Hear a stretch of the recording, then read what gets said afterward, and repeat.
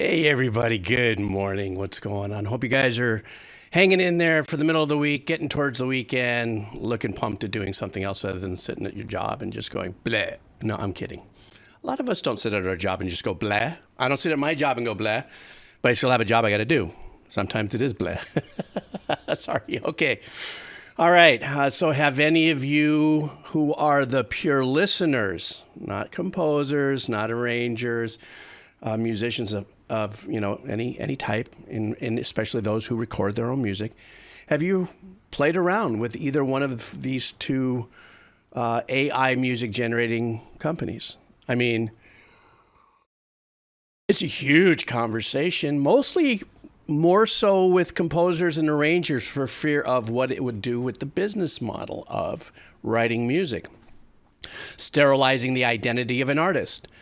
You know, that anybody can go ahead and knock out 10 songs in 40 minutes, bundle it, package it, put together, AI generated videos, AI generated art forms, and get it out there and sell it.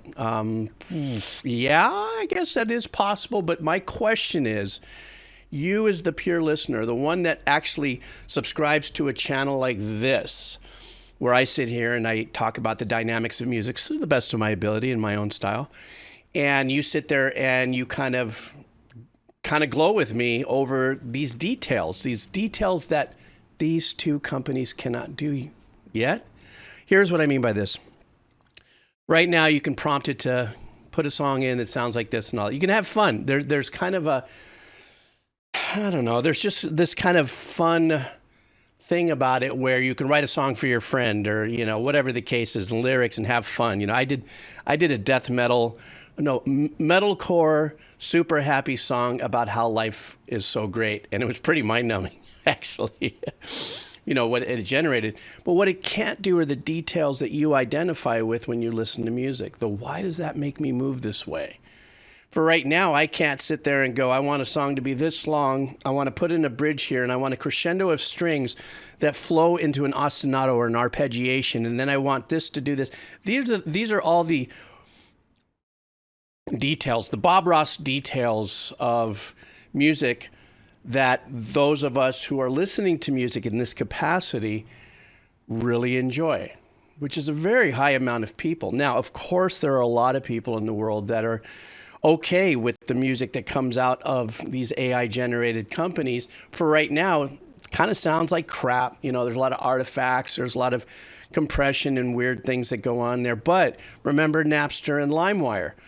When those files went out first, millions upon millions of downloads were done at low to medium res MP3s, or that were, compressed with whatever they were being ripped by and how they were being ripped or shared. The truth be told is that you, the end user, the folks who listen to the music, what happens, I believe, is there's going to be a certain amount of the listening population that is going to be somewhat okay with a lesser than perfectly hi-fi. Do we even call it hi-fi anymore? HD audio experience, perhaps. And they're perfectly okay with it.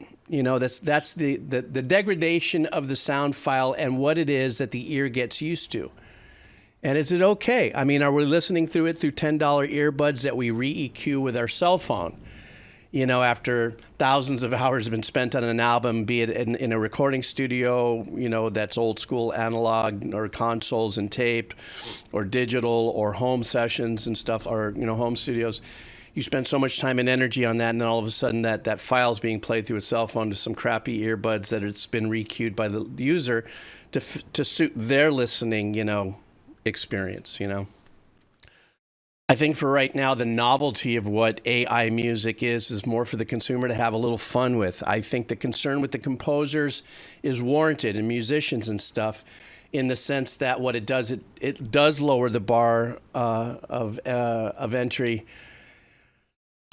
and to a certain point in the composer's world. What I mean by that is that composers who focus on stock music careers, that's going to be a challenge. Right now, it still sounds like crap. I wouldn't be worrying about it, but it will be a challenge later when that little intern, I don't mean that as a degrading thing, but the young new intern at a radio station in a small radio goop Stand by.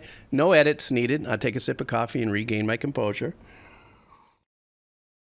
And all of a sudden, they're selling commercial packages. The commercial packages come with a jingle.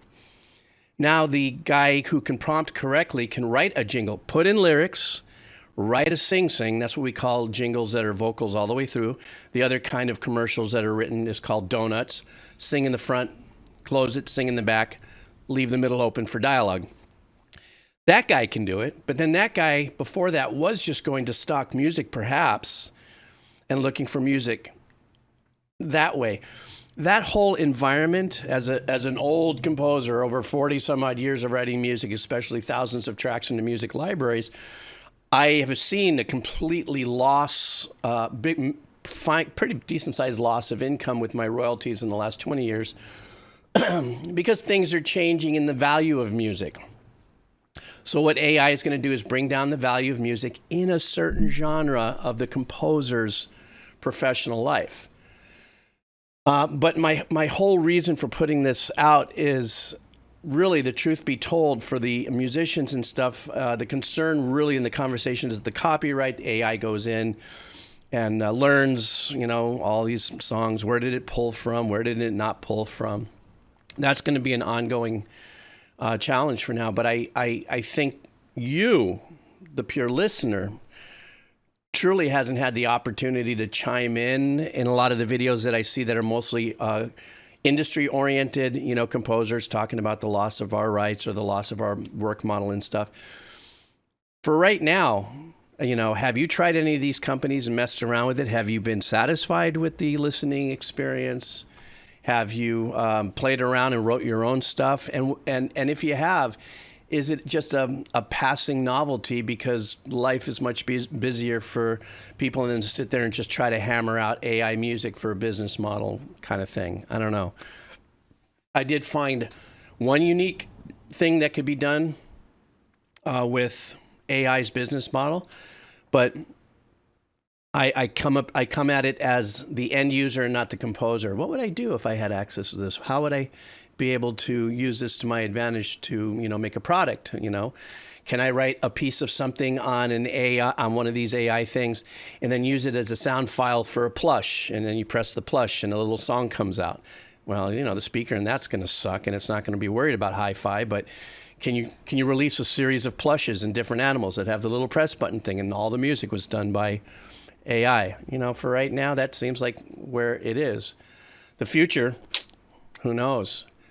There's been this complete decompression of value of music since, probably the late 90s when the internet did what it did, where all of a sudden it became what was called, one of my publisher friends of mine back in the early 2000s said that music's becoming social currency, which is buy a pair of jeans or get 3 hamburgers and get a card to get some music. It's no longer the thing, it is the additive. And so, yeah, I just wanted to say hi and just maybe talk about this for a second and just, hope you guys are having a great week. And I'm chilling out and I've got a couple little ditties I got to write here.